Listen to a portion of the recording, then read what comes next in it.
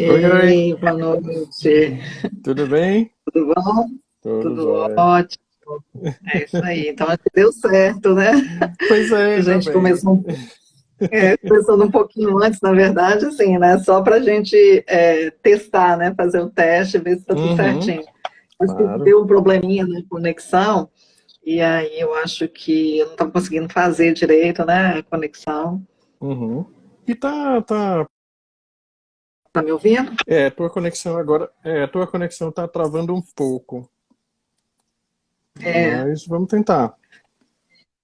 vamos tentar, né? Vamos esperar um pouco, porque Vamos. ainda Uhum. está cedo, né? Falta ainda alguns minutinhos, né? E aí É. a gente daqui a pouquinho começa, né? E aí, Uhum. Pedro, como é que tá aí a luta pelo patrimônio? Pois é. Corrida, como sempre, com muitos Sempre. desafios, né? Muitos Aham, desafios. sempre. Trabalhar com patrimônio tem que ter muita garra, viu? É, Mas é tem que estar isso. preparado, né? É, tem que Pois estar é, tem que preparado. estar bem preparado. Exato. É. Tá, Mas então vamos vamos esperar, aguardar. né? Porque a gente. É. E dando muita aula aí? Como? Dando muita aula. Ah, sim, por enquanto está de recesso, né? Por Ah, enquanto vocês ainda estão de tá de recesso aí, é? recesso. Estamos de Aham, recesso. A gente volta na primeira semana de agosto. É que a gente volta. entendi, entendi. Tá. É, aqui a Mas gente é só isso. entra em recesso em agosto. É, só em agosto que a gente, quando vocês voltarem, a gente vai estar ainda no É. final do período.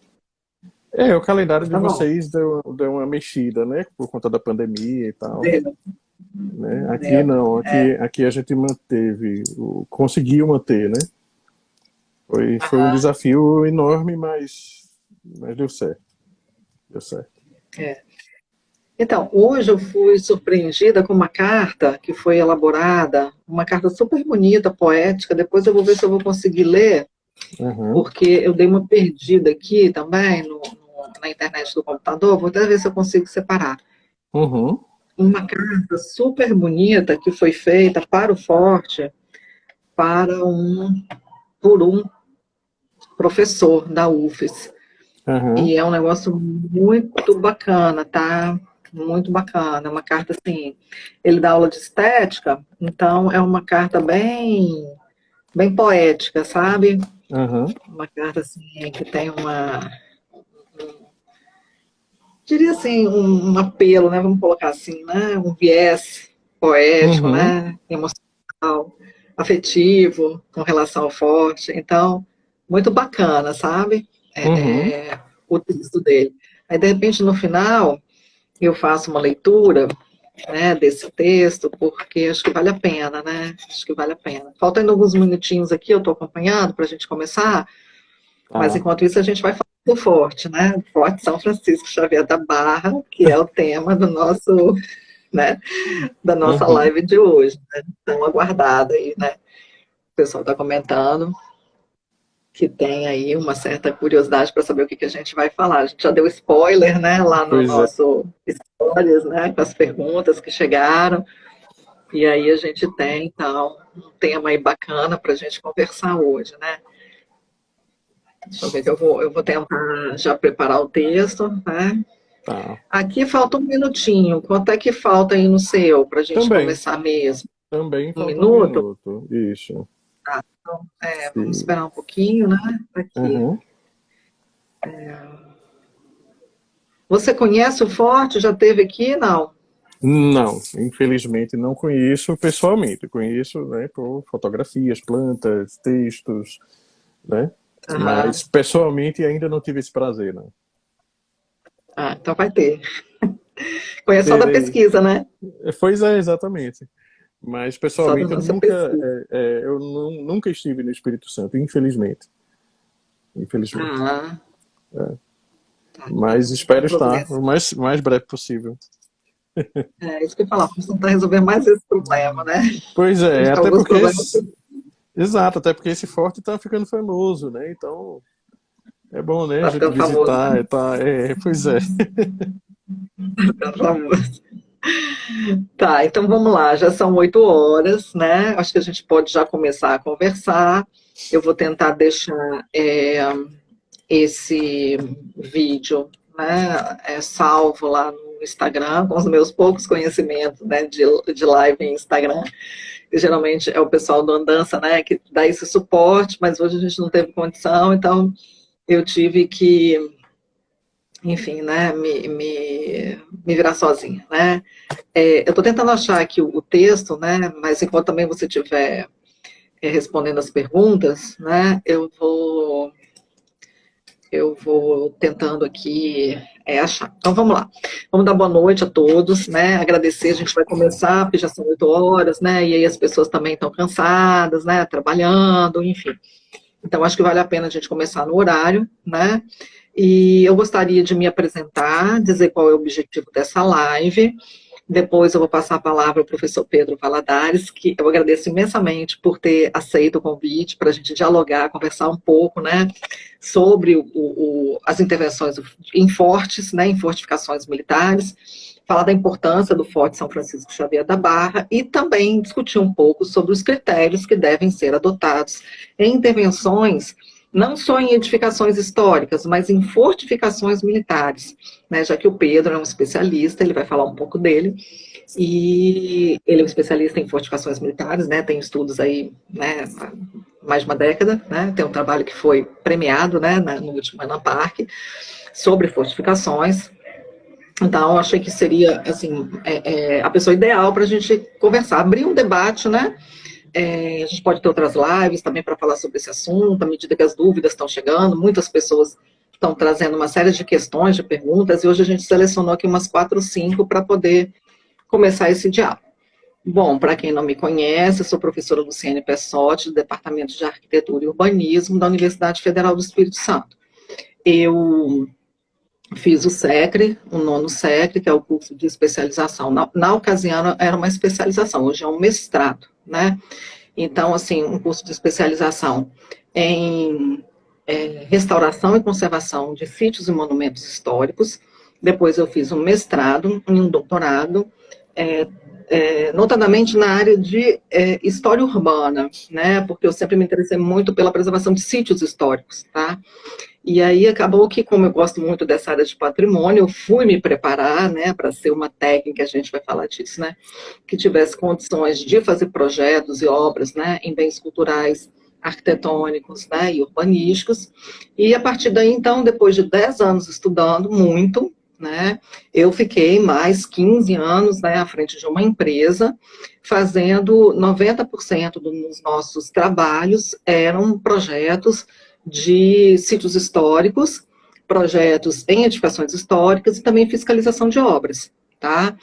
Então, a gente tem, né, uma experiência, né, eu acho que importante nessa área, que ser considerada.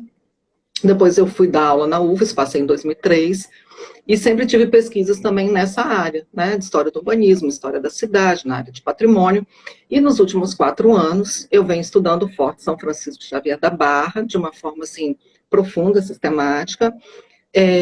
Nos últimos 2 anos, né, essa pesquisa, ela assume um caráter importante, porque passa a ser o tema do meu pós-doutorado, que foi supervisionado pelo Mário Mendonça, que eu acho que dispensa apresentações, membro fundador do ICOFOR, e é um grande, para quem estuda fortificações militares, é um grande profissional, importante profissional, com publicações relevantes, né? E também é autor de vários projetos de intervenções em fortificação, tá?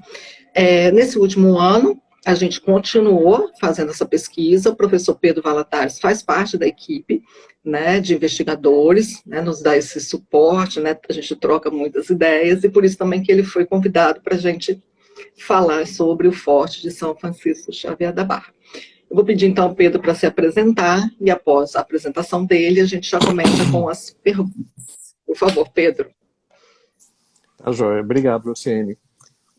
Bom, boa Nada. noite, né? Boa noite a você, Luciene, boa noite a todos que estão aqui nos assistindo e, enfim, a todos que eventualmente venham a participar. Bom, como a Luciene já adiantou, meu nome é Pedro Valadares, sou arquiteto e urbanista, e eu diria que praticamente 90% da minha atuação é na área de patrimônio histórico, né, de patrimônio material. Trabalhei muitos anos fazendo parcerias com vários arquitetos em trabalhos de naturezas diversas, mas a maioria focada na área de patrimônio construído, né, fazendo essencialmente projetos, de todas as fases de projeto, né, levantamento arquitetônico, mapeamento de danos, diagnóstico do estado de conservação, projeto de restauro, projeto de reforma ou intervenção, né, como alguns chamam. Enfim, então, trabalho há muitos anos nessa área, né? E há mais de 10 anos eu estudo fortificações, né? E, na verdade, meu interesse por fortificações é mais antigo do que isso, né? Eu já gostava de fortificações antes mesmo de fazer faculdade, eu já achava, né, um tipo de arquitetura assim, que me chamava muita atenção, pela própria singularidade, né? Não é toda cidade que tem uma fortificação, né? Praticamente toda cidade tem uma igreja, mas não tem fortificação, né? Então, fortificação, né, um forte é uma edificação extremamente singular, né? Então, uma cidade, um município que eventualmente tem uma fortificação, eu acho que deveria olhar com mais carinho, né? Porque é uma estrutura arquitetônica extremamente singular. Mas, enfim, então o meu interesse desde antes de fazer faculdade, né? E durante a faculdade tive a sorte de poder fazer uma pesquisa sobre um forte no Recife. Bom, eu esqueci de dizer, né? Eu sou de Pernambuco, né? Nasci no Recife, que é a capital, mas moro em Olinda, que é uma cidade vizinha ao Recife, né? Faz parte da região metropolitana. Então, durante a faculdade eu fiz uma pesquisa junto com mais alguns colegas de faculdade, sobre um forte daqui do Recife, né? E isso ativou ainda mais o meu interesse pela fortificação, porque eu passei a conhecer uma série de nuances, uma série de questões que eu antes não conhecia, e isso fez o meu interesse realmente aumentar ainda mais, né? Até que resolvi fazer um mestrado, e foi sobre os fortes do Recife, especificamente, né? E em seguida fiz um doutorado, e aí eu ampliei um pouco para os fortes de Pernambuco, né? Então, dentro do mesmo tema, o foco da pesquisa era a arquitetura desses fortes, era o projeto, né? Todo o conceito por trás da concepção construtiva, da concepção volumétrica espacial, né, do traçado desses fortes daqui de Pernambuco, né? E nesse tempo eu cheguei a participar do comitê do IFAM daqui de Pernambuco para a candidatura dos fortes do Brasil a Patrimônio Mundial pela Unesco, né? Então o IFAM daqui de Pernambuco me convidou para ser um consultor, né, durante toda a elaboração do dossiê, especificamente sobre os fortes daqui de Pernambuco, né? Então participei aí desse comitê, que foi extremamente enriquecedor, né, para todo mundo, né, que esteve envolvido nesse processo.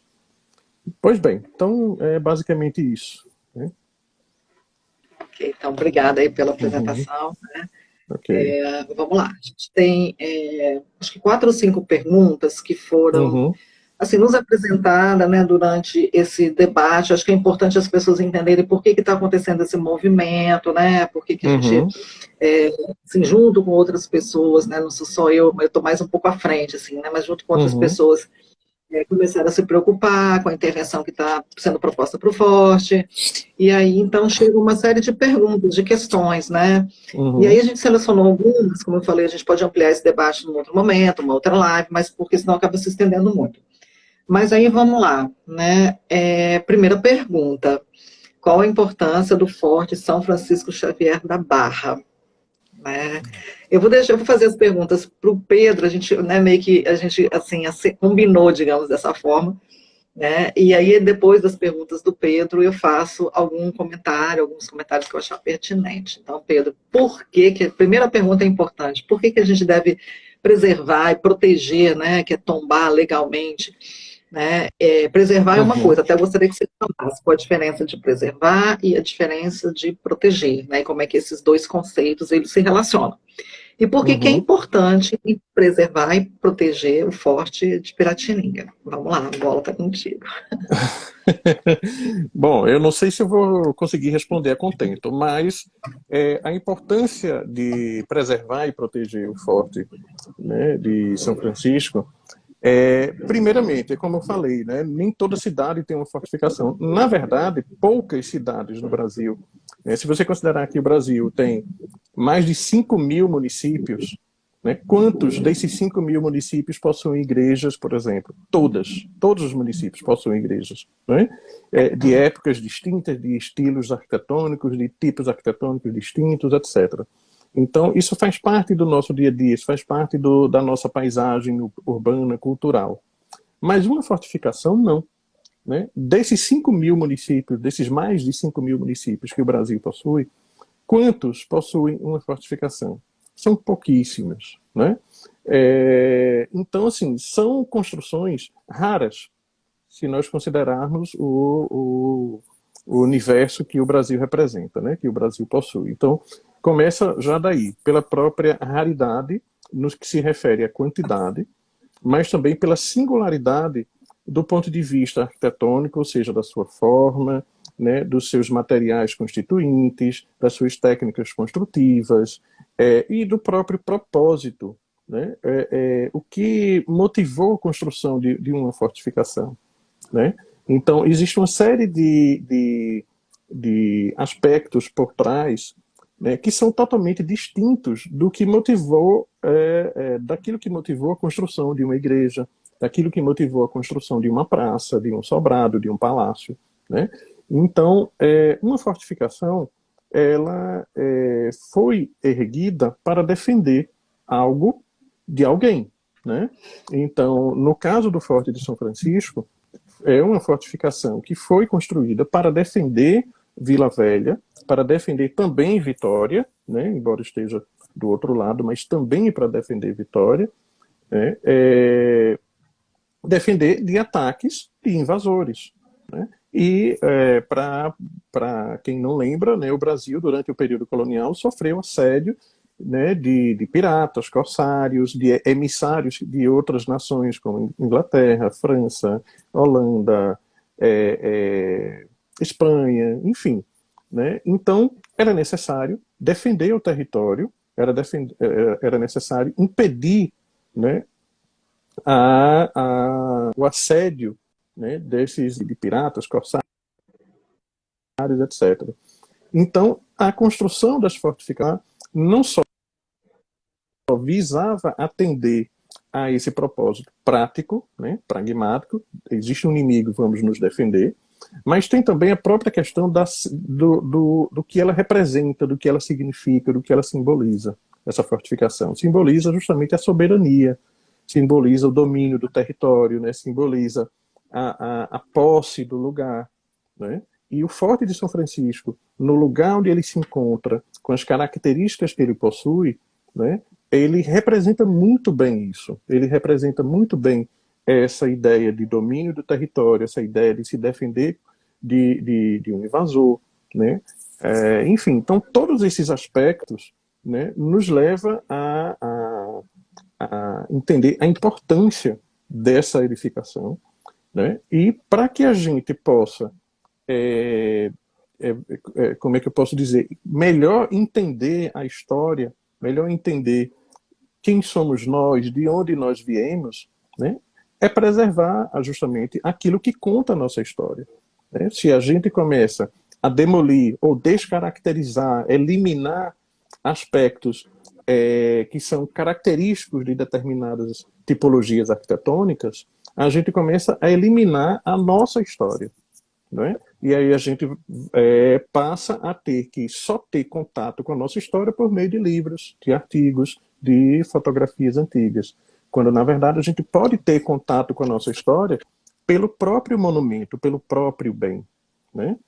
Então, no meu entendimento, né, a importância de preservar o forte, né, de Piratininga, o forte de São Francisco, engloba todos esses aspectos, né? E, indo mais além, a importância de proteger, né? Que aí a gente já começa a entrar no âmbito normativo, legislativo, né? Que a gente não infelizmente, né? A gente tem que fazer uso de leis, a gente tem que criar leis, a gente tem que criar normativas, a gente tem que criar diretrizes, porque cada pessoa, cada profissional, cada entidade, cada empresa vai pensar de uma maneira diferente, né? Então, para tudo, quando se vive em sociedade, né, é preciso ter normas, é preciso ter leis, é preciso ter limites, né?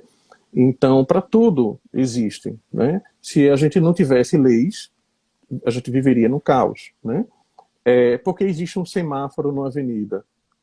Porque se não houvesse semáforo, seguramente haveria acidentes, haveria, né, mortos, etc, etc. Porque cada um que diga, eu quero ir primeiro, eu cheguei primeiro e eu vou atravessar primeiro. Mas o outro não pensa assim. Então, é necessário ter elementos que regulem, que regulamentem, etc. Então, quando a gente fala da preservação do patrimônio, muitos entendem a importância da preservação, mas até mesmo quem entende a importância da preservação entende de maneiras bastante distintas. Há quem diga que você pintar por cima da pintura existente é uma forma de preservar, mas há quem diga que você descascar a pintura e colocar uma nova também é uma forma de preservar. Então veja que são duas atitudes diferentes, né, que partem da mesma intenção. E aí tem aquela máxima, né, de boas intenções, o inferno está cheio, né? Porque, né? Então, assim, nós temos muitos profissionais, muitas pessoas, muitas entidades interessadas em preservar, mas cada um a seu modo. Então, é importante que haja algo que regulamente, é importante que haja algo que apresente diretrizes, que apresente uma série de condicionantes, né, que vise preservar pelo menos as características mais importantes e simbólicas e significativas daquele bem, né, para que a gente não perca essas características e termine invalidando, né? Então, a importância da proteção é justamente... Aí eu sempre lembro de uma fala de uma professora que eu tive, que ela dizia o seguinte, olha, uma cidade, ela resumiu, algum aluno perguntou a ela o que é, na visão dela, o que é uma cidade. E aí ela resumiu da seguinte forma, cidade é conflito de interesses. Esse foi o resumo que ela deu, né? É conflito de interesses. Então, uma cidade, ela se constrói em cima desse conflito de interesses. Existem interesses comuns, né, convergentes, mas existem também os interesses conflitantes, divergentes. Mas todos estão ali no mesmo espaço, todos estão ali em coletividade. Então, quem vai poder mais, quem vai poder menos? Quem vai poder fazer mais, quem vai poder fazer menos? Ora, essa ideia, né, na verdade, não deveria existir, né? Então, para isso, a gente tem as leis, a gente tem as normas, as portarias, as diretrizes, para que a gente tente equilibrar, para que todos tenham os mesmos direitos, os mesmos deveres, os mesmos caminhos a serem percorridos até atingir aquele objetivo, né? Então, se a gente tem um bem patrimonial como o Forte de São Francisco, de extrema importância não só para a cidade de Vila Velha, mas para o estado do Espírito Santo, e também para a história do Brasil, porque isso faz parte de uma ideia de domínio de território, isso faz parte de uma ideia, né, de defesa do lugar, etc. Se ele não tem essa proteção, corre o risco sério, né, de, mais cedo ou mais tarde, perder as suas características relevantes, né? Então, é extremamente importante. Se esse forte não possui tombamento ainda, né, é urgente tombá-lo, né? Devido não só aos valores que eu já elenquei aqui, né, mas a todo o contexto, né, ao qual ele faz parte. E aí o instrumento do tombamento se torna, no meu entendimento, urgente. Ok. Obrigada, Pedro. Eu vou fazer só algumas pequenas considerações com relação aos resultados da pesquisa, né, que você no último ano vem participando.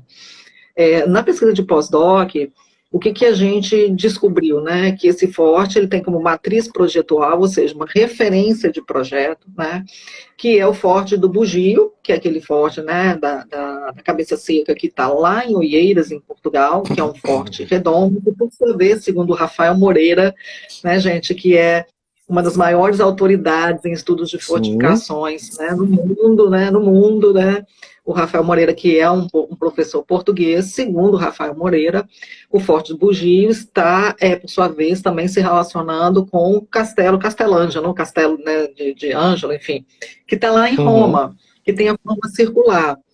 E aí, então, aqui em Salvador, que era a capital, né, da América Portuguesa, vai ser projetado o Forte de São Marcelo, que por sua vez também está relacionado com o projeto do Bugio. E depois a gente tem, assim, isso é uma sequência de alguns anos, 40, 50 anos, que naquela época não era muita coisa, tá?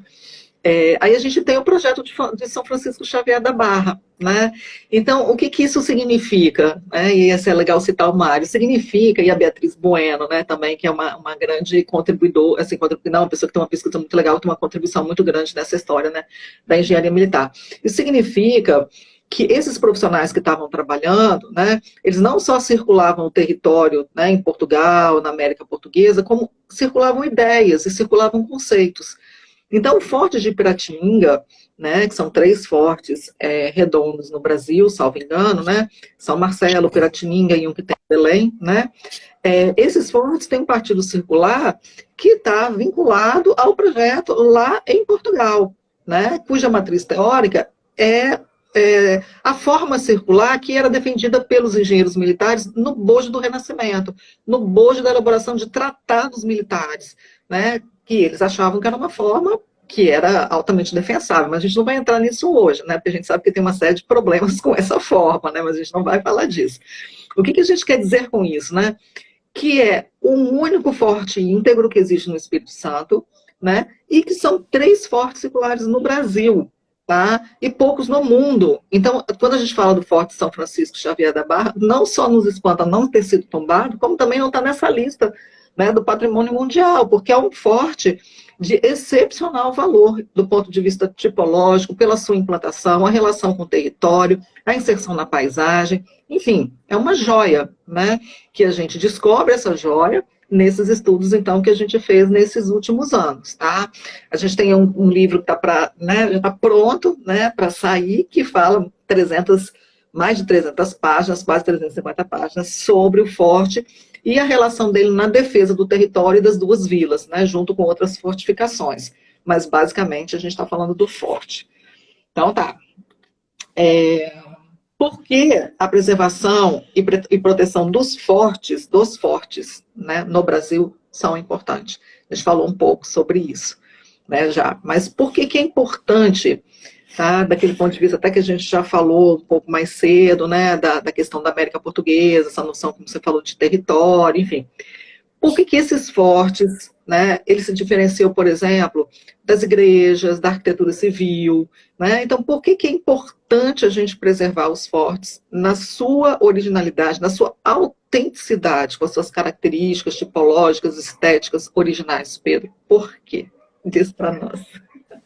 Pois é uma questão que eu considero um pouco difícil de colocar isso na cabeça das pessoas, porque é o seguinte, para muita gente é perfeitamente compreensível a necessidade de preservar, por exemplo, uma igreja barroca, né? Seja pelas suas características artísticas, seja pelas suas características históricas, né, pela própria pelo que ela simboliza na sociedade, né? As igrejas têm um grande papel em toda a sociedade colonial, imperial, etc. Né? Então, isso faz parte do convívio, isso faz parte do dia a dia das pessoas, né? Essas igrejas.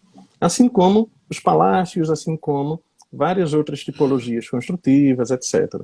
Mas as fortificações, normalmente, são estruturas, são edificações periféricas, são marginais, digamos assim, né? São edificações que, de modo geral, ficam à margem do convívio social, né? Em muitas cidades ficam à margem mesmo, fisicamente, né? Fica na periferia da cidade, ou pelo menos na periferia do núcleo primitivo da cidade, né? E que fazia todo o sentido, etc. Mas que, a partir do momento que o Brasil não se depara, ela não é mais palco de batalhas, não é mais palco de invasões, etc.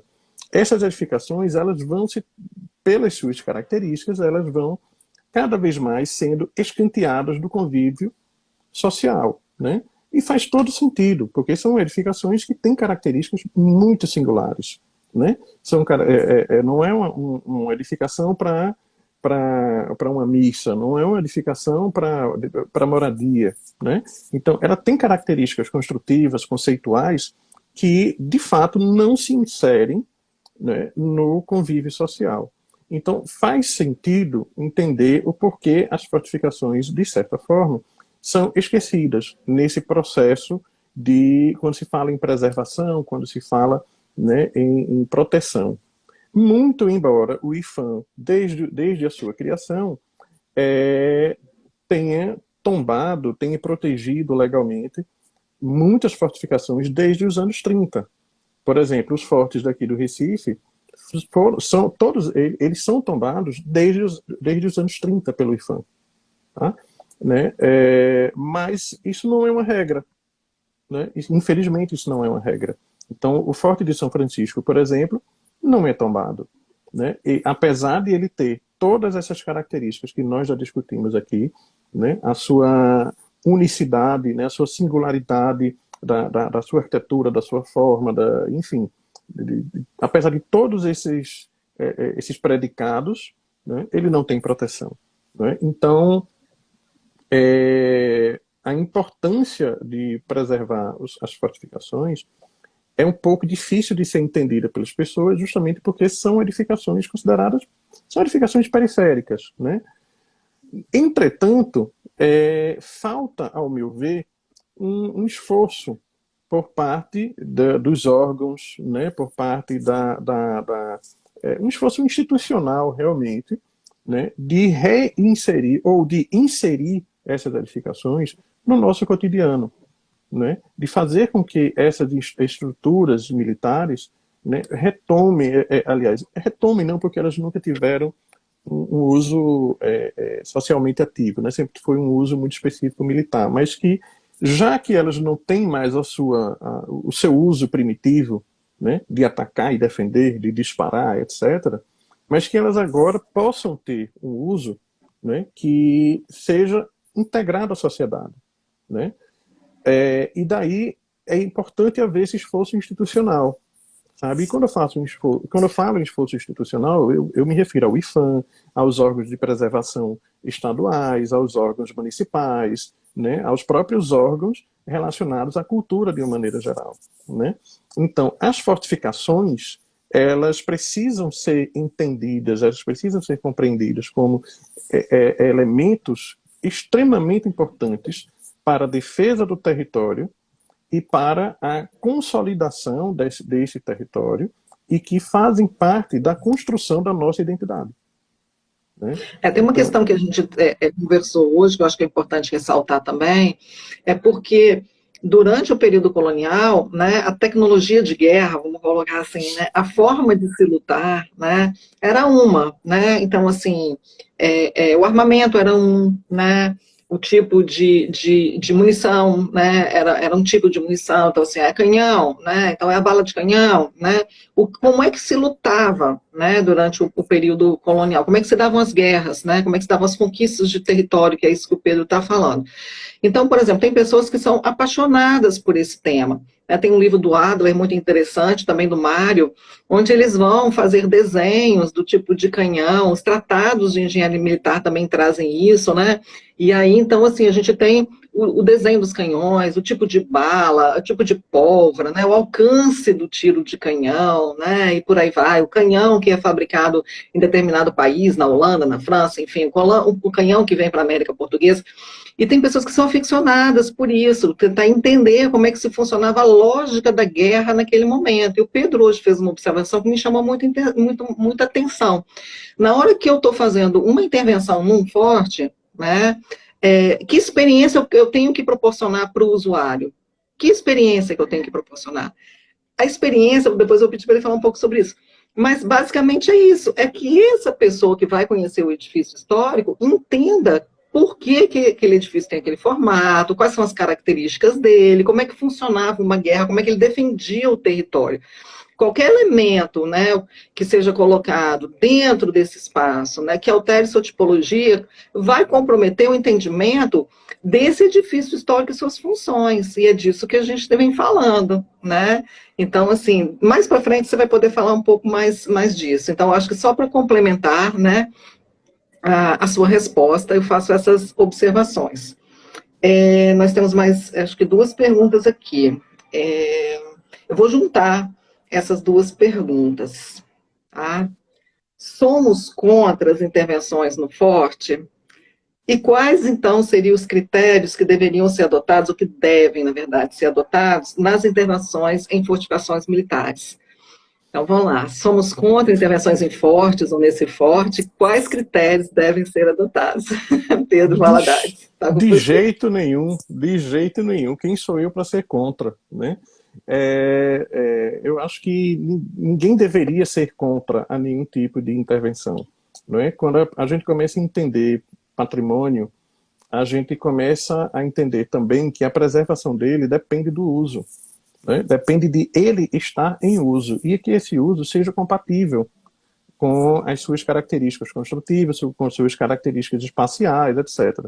Não é? Então, se o forte está em uso, se ele vai mudar de uso, enfim, qualquer coisa que seja, e para que esse uso, seja o uso atual ou um uso novo, seja viável, se faz necessário algum tipo de intervenção, ótimo, que se faça a intervenção, mas essa intervenção precisa ser resultado, né, de uma série de etapas, uma série de caminhos que precisam ser percorridos até chegar num resultado. Então, eu particularmente não sou contra a intervenção nem no forte de São Francisco, nem em qualquer outro forte, né? Eu sou contra a elaboração de projetos que pulem essas etapas, né, que apresentem um resultado assim, como é que eu posso dizer assim, inesperadamente, isso, olha, esse aqui é o projeto, vai ser construído, vai ser executado. Opa, calma, né? Existem alguns aspectos que precisam ser observados, né? E que aspectos são esses? Bom, são imensos e variáveis conforme cada caso, né? Mas o ICOFORT, né, que é a instituição ligada à Unesco, né, especificamente para a questão das fortificações no mundo, tem um conjunto de diretrizes que a gente precisa levar em consideração, né? Agora, claro, isso não é uma lei, né? Isso não é um conjunto de leis que a gente tem que seguir à risca, né? Cada caso é um caso, cada caso vai ter as suas especificidades, né? Então, por exemplo, o Forte de São Francisco Xavier não possui baluartes, mas o Forte do Brum, no Recife, possui baluartes, né? Então, são características distintas. O Forte do Brum possui um fosso, o de São Francisco Xavier não possui fosso, né? Então, cada um tem as suas particularidades que precisam ser levadas em consideração. E não só para as fortificações, mas para qualquer edificação histórica que se pretenda preservar, que se pretenda proteger, né, a gente precisa ter um estudo que preceda, né, toda essa Vou te questão fazer da... uma pequena intervenção. É uma pequena intervenção. Vamos seguir os passos do manual de projetos do IFAM, né? Sim, A gente precisa de um levantamento. Aí é um levantamento isso, histórico, né? Um isso, levantamento, assim, um mapeamento de diagnósticos, né? Um levantamento fotográfico isso. e mais, né? Essa avaliação do potencial arqueológico, né? Então, assim, um Uhum, plano, né, de potencial arqueológico, que é o quê? É levar a arqueologia. Por exemplo, o Forte São Francisco Xavier da Barra, pouca gente sabe que ele dobrou de tamanho, a gente viu isso durante as pesquisas, né? Ele uhum, dobra de tamanho no século XVIII. Então, a gente tem uma isso, cinta do edifício antigo que está lá, né, embaixo isso, daquele terrapleno. Então, na hora que você pensa em fazer uma intervenção em terrapleno, na fortificação, você pode estar colocando em risco a estrutura do edifício ou apagando parte da história desse edifício. Então, isso. quando a gente fala, vamos ao forte para conhecer a história do forte, também através de, né, estudos arqueológicos, né, dessa avaliação do potencial arqueológico, mostrar para as pessoas, por isso que a gente fala que é uma joia, né, características que são singulares nesse forte, no processo de evolução, né, da construção dele. Então, tem essas etapas de levantamento, essas etapas de diagnóstico, que a gente precisa saber Uhum, o estado de conservação, conservação da estrutura, fazer sondagem, fazer levantamento topográfico, por aí vai, né? E aí uhum, depois é que você vem com o projeto, né? Depois que você vem com o projeto, e o projeto, inclusive, prevê, eventualmente, correção dessas patologias, né? Que a gente está falando aqui, né? Valorizar o que tem de positivo e tentar corrigir aquilo que, eventualmente, pode ser um problema dentro da edificação. isso, E dar aquilo que o Pedro falou, né? Que é um novo uso, que é o que a gente chama de reabilitação. Então, a gente não é contra que ele sofra uma intervenção, que ele tenha um novo uso. O que a gente é a favor é que sigam-se todos os protocolos que existem, né, em alguns manuais, por exemplo, do IFAM, e as diretrizes específicas que o ICOFOR coloca, né, para as fortificações. Por exemplo, uma das diretrizes que eu acho muito interessante, que tem uma relação muito grande com a última etapa, né, o último produto, digamos, que a gente produziu na pesquisa esse ano, foi quando a gente conversou com o Adler para saber o alcance do tiro do canhão, dos canhões. A gente precisava saber do raio de abrangência da defesa desse forte. Segundo as diretrizes do ICOFOR, esse raio de abrangência, né, dos tiros do canhão do forte constitui parte da paisagem militar.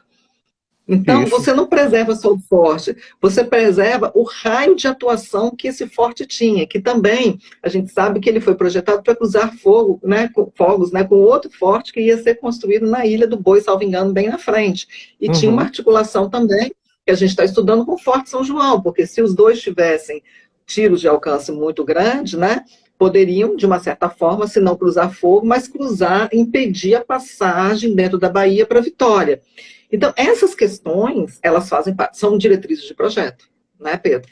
isso, exatamente. E aí, essa questão que você falou de seguir o manual do IFAM, eu ia tocar justamente nesse aspecto, porque para qualquer tipo de projeto na área de patrimônio, a gente precisa seguir esse manual de projetos, né? Independente de ser para fortificação, para igreja, para palácio, o que quer que seja, né? E nesse manual consta o que você falou, essa questão do potencial arqueológico, etc., né? E aí é importante também frisar o seguinte, que o que se defende quando se fala em proteger, em preservar o forte, não é limitar o potencial criativo de A ou B arquitetos. Não é limitar a potencialidade, né, as questões criativas, a autonomia projetual de arquiteto A ou B. Não se trata disso. Se trata de que, aí eu retomo aquilo que eu falei logo no começo, que quando se vive em coletividade, quando se vive em sociedade, existem limites, existem regras, existem leis. Né? Então, se a gente está lidando com uma edificação que tem um flagrante conjunto de valores, né, de naturezas diversas, e que convergem para inegável importância de preservar, então a gente precisa ter critérios, a gente precisa seguir um conjunto de etapas, né, que não se trata de limitar a autonomia criativa de um arquiteto ou de uma arquiteta. Se trata de elaborar um raciocínio se trata de elaborar um conjunto de diretrizes para, a partir daí, o arquiteto elaborar o seu projeto com a sua liberdade criativa, né? Então, eu acho que é mais ou menos nesse caminho aí, né? Tem uma pergunta aqui que eu não entendi muito bem. Não é natural que construções que não foram feitas para persuadir demandem a construção de narrativas que inventem uma identidade, por conseguinte, desejo de preservar? Não entendi o que seria exatamente feitas para persuadir, né? Eu não entendi muito bem. Mas, assim, a questão de construção de narrativas, né? Inventar identidades. Assim, a gente trabalha numa perspectiva, né, até da história nova, né? Onde você tem a obrigação de fazer pesquisas em fontes primárias, fontes secundárias, né? E dentro dessas fontes primárias, por exemplo, a gente tem iconografias, a gente tem documentos, enfim. Então, quando a gente está falando da importância de um monumento, né, a gente está falando a partir da história que o monumento conta para a gente, ele enquanto próprio edifício, né, que ele está narrando a sua história, a partir de uma história não só, né, dos vencidos, né, e dos vencedores, mas assim, a gente está falando numa perspectiva dialética, né, a gente está olhando os dois lados da história, né, então a gente está trazendo uma história, né, que é rica, tá, e a gente não constrói identidades, né, é isso que a gente falou, o monumento está contando a história dele, e o monumento, ele conta a história dele dentro de um contexto, né? Uhum. Então a gente falou da América Portuguesa, ele conta a história dele a partir da história, né, da guerra, né, como é que se dava a guerra, como se defendia e conquistava territórios. Então, assim, é isso, tá? Se eu entendi. Né? Então, assim, é uma pergunta interessante, né? Então, assim, né, criar narrativas e criar identidades, mas não é disso que se trata aqui, né? Eu não sei se eu entendi bem. Lucas é um amigo meu, tá? Eu não sei se eu entendi bem a pergunta dele, mas... Eu também não entendi, mas... Vamos lá. Olha aí, ele está complementando, né? A construção barroca, por exemplo, foi feita para persuadir. Então, me parece mais fácil que o público reconheça o valor, nesse sentido. Sim, é algo que a gente até comentou logo no começo, né? Que é mais fácil para a população, de um modo geral, assimilar a importância da preservação daquele bem, né? Enquanto que uma fortificação, ela não foi feita para essa finalidade, ela sequer fazia parte do cotidiano das pessoas, né? A fortificação, ela está ali na periferia do convívio social, né? A população, de modo geral, nem chegava perto do forte, porque existia uma distância que deveria existir, né? Principalmente em fortes que se situam em locais planos, que você tem um fosso, você tem uma esplanada, né? Então existe toda uma distância a ser respeitada, né? Então é mais difícil, de fato, convencer ou fazer as pessoas perceberem a importância de preservar uma fortificação, porque ela não foi feita para o convívio social, né? Ela, pelo menos inicialmente, ela não foi concebida para isso, né? Então só que agora nós estamos em um outro contexto, nós estamos em uma outra realidade, em que as cidades cresceram a ponto de engolir essas fortificações e até eliminar algumas fortificações, né? Muitas fortificações foram demolidas, né? Foram devassadas e tal. Outras foram preservadas isoladamente, mas a cidade cercou essas fortificações. E agora? A gente derruba ou a gente reabilita, ou a gente integra, né? De alguma forma. Então, e aí é difícil para as pessoas entenderem integrar na sociedade, né, uma edificação estranha, né? De certo ponto, estranha, né? É difícil. Aí tem uma pergunta que eu achei muito interessante. Então, assim, né, quais seriam os usos mais recomendados para a reabilitação dessas edificações? Uma pergunta muito legal. Então, vou dar um exemplo que eu fiquei, assim, apaixonada quando eu conheci. Eu morei 10 anos em Salvador, conheço as fortificações de Salvador, né? Mas quando eu fui ao Rio, uma coisa que me chamou muita atenção, que eu fiquei apaixonada, é o Forte de Copacabana. O Pedro pode dar exemplos também. Que é um edifício que tem uma função cultural e tem essa função de você experienciar, né, a fortificação, o que é o forte. Então, lá dentro você conhece a história do forte, você vê canhões, é tudo aquilo que eu citei, né? Como é que se dá a defesa do território a partir daquele forte, tá? E, para além disso, tem a Confeitaria Colombo, né, gente, que é maravilhosa, né, onde tem mesas no terrapleno. O terrapleno, ele não é coberto, ele é aberto, tá? E aí você tem mesas lá dentro do forte, tem um espaço que é destinado à cafeteria, assim, se choveu, então todo mundo fica lá dentro, no espaço reservado. E aí você vai experimentar aqueles quitutes maravilhosos, aquelas coisas maravilhosas, né? Lá, ali na cafeteria Colombo. Então, muitas pessoas vão justamente para ver a paisagem, né? Para entender esse domínio do território, para conhecer os canhões, conhecer a balística, enfim. Então, é uma experiência cultural educativa, tá? Então, o que se recomenda, né? Até no documento do ICOFOR fala muito isso, né? Primeira coisa, quando a gente vai intervir no forte, faça um levantamento para se identificar quais os principais usos hoje as fortificações estão recebendo na contemporaneidade, né? O ICOFOR fala isso, assim. Vamos fazer um levantamento, vamos ver como é que essas fortificações estão sendo usadas e o que está dando certo. A partir disso, a gente vai intervir, né? Mas, em geral, é um uso cultural mesmo, é um uso da história da arquitetura, tá? Uhum. Deixa eu ver, tem alguma coisa aqui também. Só um comentário. Pode falar. Eu lembro de um forte em Portugal. Eu não lembro agora qual é a cidade, não lembro o nome do forte, mas eu lembro que tem um forte em Portugal que é um hotel. E Uhum. só que ele é um forte muito maior do que os fortes brasileiros, tá? E foi construído na Praça das Armas dele, onde fica o hotel em si, né? A parte administrativa, os quartos, etc. E aí existem alguns blocos espalhados e tal, mas o forte é tão grande, né, que que não é uma interferência negativa essa intervenção, tá? Ele é muito grande. Um dos baluartes, por exemplo, tem uma piscina. Aí, para quem conhece os fortes brasileiros, pode imaginar, poxa, uma piscina no baluarte, isso é uma coisa absurda e tal. Pode ser absurdo, mas veja o tamanho do baluarte desse forte em Portugal, né? Ele é imenso e a existência de uma piscina lá não eliminou a leitura do espaço primitivo, não eliminou o reconhecimento daquele lugar enquanto uma área militar, etc., que tinha tais atividades e tal.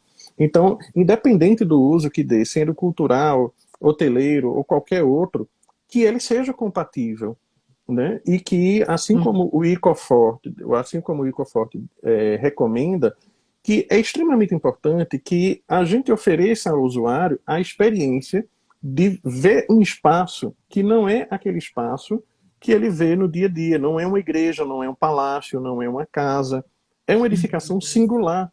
É uma edificação que tem uma personalidade própria, né? Que tem características muito singulares, né? E que essa experiência de você. Qual é a visão que um soldado tinha a partir do terrapleno? Né? Qual é a visão que um soldado tinha quando ele estava manuseando um canhão? Então, se você começa a colocar elementos nesses lugares, você vai tirar essa visão, você vai tirar, consequentemente, essa experiência e vai tirar, consequentemente, né, algumas dessas características que são próprias desse tipo de edificação. Né? Então, esse tipo de coisa tem que ser muito bem observado. Você consegue ler as perguntas aí? Eu dei uma travada na minha tela aqui, tem umas perguntas muito Deixa eu... interessantes, umas observações interessantes aqui, É, tá? tem, a Porque aí depois a gente. de, tem a de Camila, Camila é uma amiga minha. Camila, um beijão para você. Ela fez, ela Na fez verdade, duas considerações importantes, né? na verdade, Ah, um comentário, ela diz, essa distância ainda existe porque falta um pouco de visão de valorizá-los como pontos turísticos e mostrar seu valor no contexto histórico e urbano. Sim, com certeza. Agora, uma fortificação, ela não necessariamente deve ser fadada a um ponto turístico.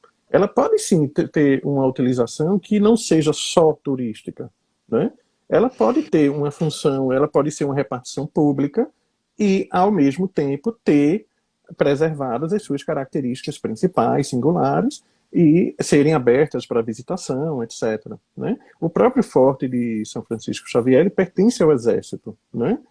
Ele poderia, as pessoas poderiam visitá-lo, poderiam fazer turismo ali. Por que não? Né? Então, uma coisa não inviabiliza a outra, é uma questão de gestão também. Né? sim. Aí tem outra, realmente, esse uso né, se integra perfeitamente ao Forte de Copacabana, que é um comentário, né, sobre o que você estava falando. Aí, Lucas, novamente, em Florianópolis existe algum trabalho no sentido de incorporar os fortes à narrativa da cidade, né? Tem o trabalho eu esqueci, Roberto Tonera, né? Munera, Roberto sim. Tonera, da Universidade Federal, lá de Santa Catarina, né? E ele fez uma pesquisa ampla sobre os fortes, né, de Santa Catarina e tal, e ele vem há muitos anos tentando encontrar uma forma. Infelizmente, isso demanda muito dinheiro, muito recurso, né? Grande parte dos fortes estão abandonados, mas assim, não necessariamente abandonados, mas em estado de conservação lamentável, outros não e tal, mas ele tem um plano que visa criar um circuito turístico, que visa criar meios de utilização dessas fortificações, não só para turismo, mas para outras atividades em paralelo, né? O problema é que isso não depende só dele, né? Então, há muitos anos ele vem tentando convencer os gestores públicos, mas até hoje nada feito. Em Macapá, né, que tem aquela fortaleza magnífica, né, Fortaleza de São José do Macapá, ela é aberta ao público, ela foi restaurada, ela tem lá, ela não só é aberta para visitação, como tem eventos culturais também, né, projeções de filme, tem shows, atividades teatrais e tal. É um grande centro cultural de Macapá, né? Eu não sei como está hoje, mas as últimas notícias que eu tive é de que é o mais importante centro cultural da cidade. E isso é extremamente benéfico, né? Lógico, se insere na dinâmica cultural da cidade, né? Na vida da Pois é, cidade, que é isso que a gente quer, pois né? é, Que é isso que a gente quer. Até por pois a é, sua particularidade, né? Porque assim, é uma riqueza a mais, né? Então, isso. vamos lá. Por tudo isso que falamos, eu vou fazer uma observação, se o Pedro quiser fazer algum comentário, depois eu faço a leitura do texto, né? Que é uma surpresa. E aí a gente encerra, tá? Então, eu vou fazer aqui uma Tá, observação que eu acho que é importante, né? Por tudo que falamos, né? Porque aí eu acho que cabe, as pessoas vão entender mais. A gente tem uma lei federal, 12.378 de 2010, né? Que vai tratar, né, da abrangência do exercício, né, do arquiteto e do urbanista, né? No uhum, seu artigo 2º vai falar das atribuições, e no parágrafo único, vai, né, no inciso 4, vai falar sobre a questão do patrimônio, né? Ou seja, é uma atribuição do arquiteto e urbanista, né, está no âmbito do seu exercício profissional, fazer projetos, né, para bens culturais, né, e aí notadamente a gente está falando da arquitetura e do urbanismo, né. O CAL uhum, tem 2 resoluções, uma de 51 de 2013, né, 2010 de 2021, que vão falar também das áreas de atuação, né, do arquiteto urbanista, e também vai falar, né, que nós, arquitetos e urbanistas, somos os únicos profissionais que podemos atuar nesses projetos. No entanto, né, existe um projeto de lei, né, tramitando em Brasília, que visa regulamentar a profissão de restauradores e conservadores de bens culturais. Então, por que a gente está citando isso, né?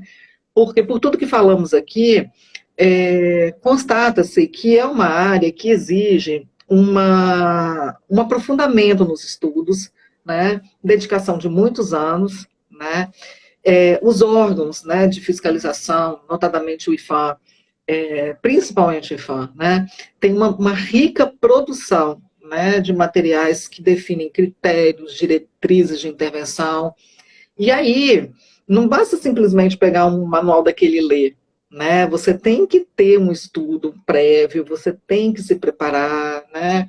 Enfim, para depois você fazer estágios na área, depois você fazer intervenções em equipe, sob supervisão de uma pessoa que tem mais experiência, para depois você começar a fazer esse tipo de projeto.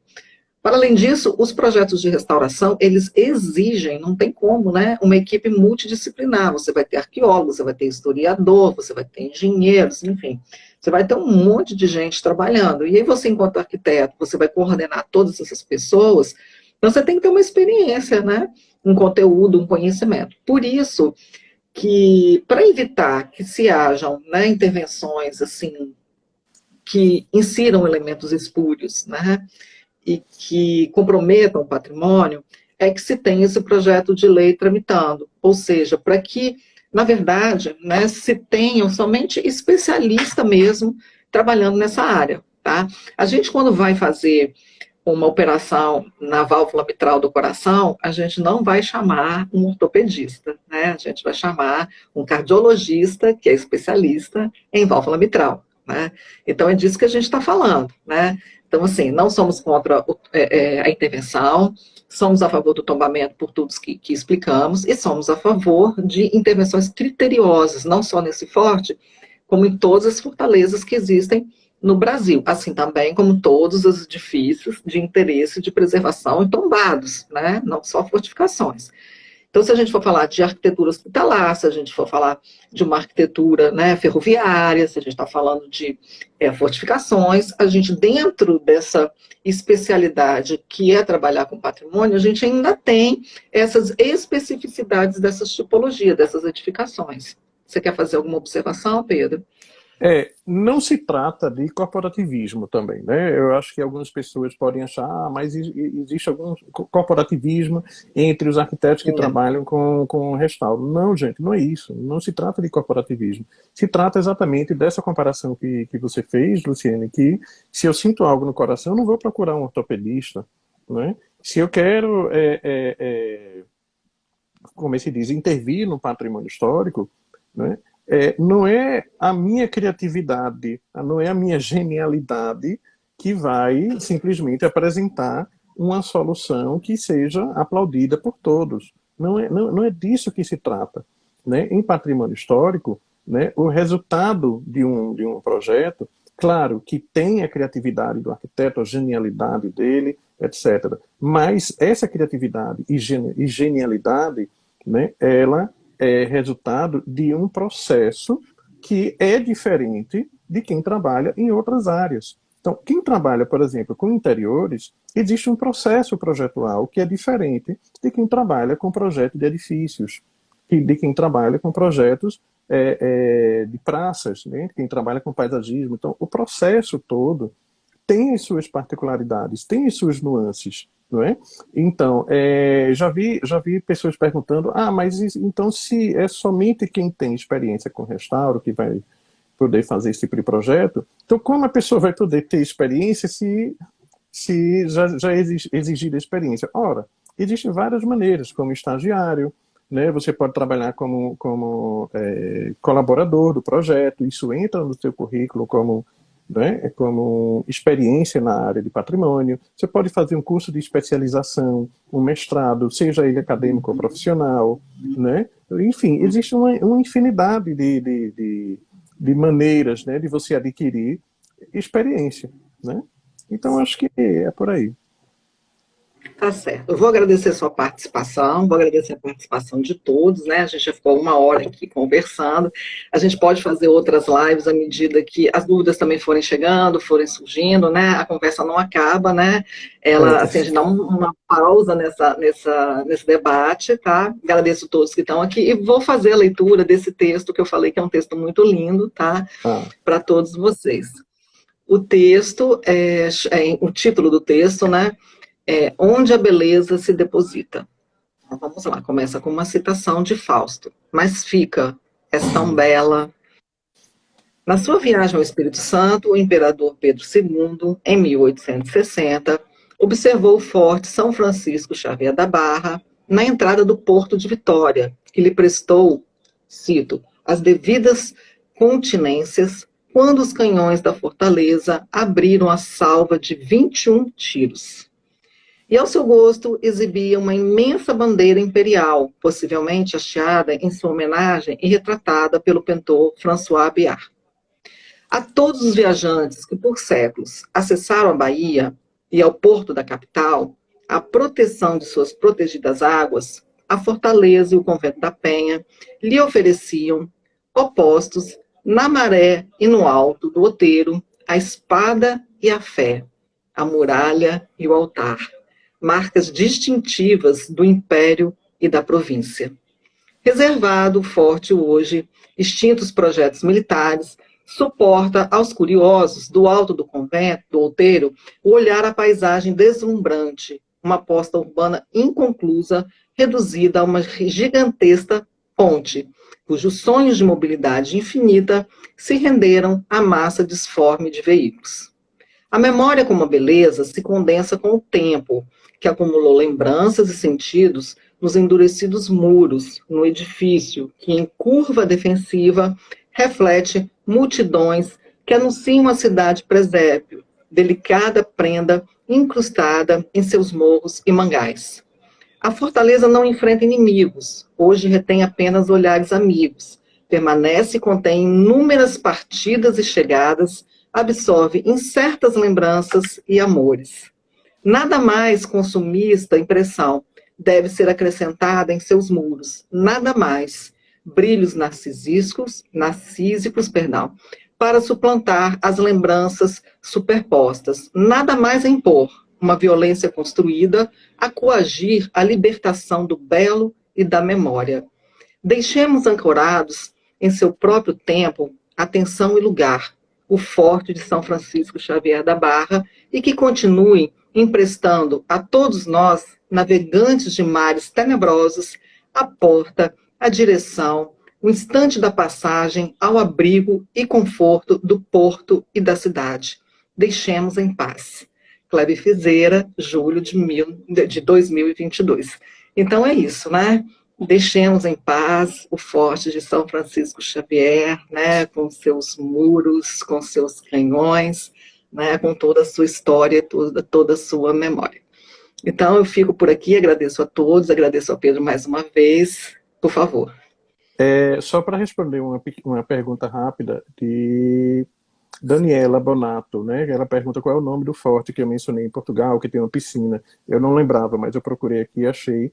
É o Forte de São Francisco, coincidentemente, tem o mesmo nome, né? Só não é só Xavier, mas é Forte de São Francisco, que fica na cidade de Chaves, em Portugal. É esse forte. Agora, estaremos lá em breve. Eu eu não lembro de detalhes dessa intervenção, eu sei que é uma intervenção que existe, é um forte imenso, etc. Então, assim, tem um uso diferente, né? É um hotel. Uhum. Mas é isso. Então tá, gente, muito obrigada. Obrigada, Daniela, pela pergunta, nossa colega lá do Departamento de Arquitetura e Urbanismo, por estar aqui, né, na live. Obrigado ao Kleber por esse texto lindo que a gente vai publicar também no Instagram. Obrigado a todos. Como eu chamei a atenção, mandem perguntas. Tem outras perguntas que não deu aqui para a gente ler por conta do tempo, mas aí em outro momento a gente vai continuar com esse debate. Tá? Obrigada, boa noite. Obrigado. Deixar lá. Tchau, tchau. Deixa a live lá no Instagram. Tchau, tchau. Obrigado. Boa noite. Até mais.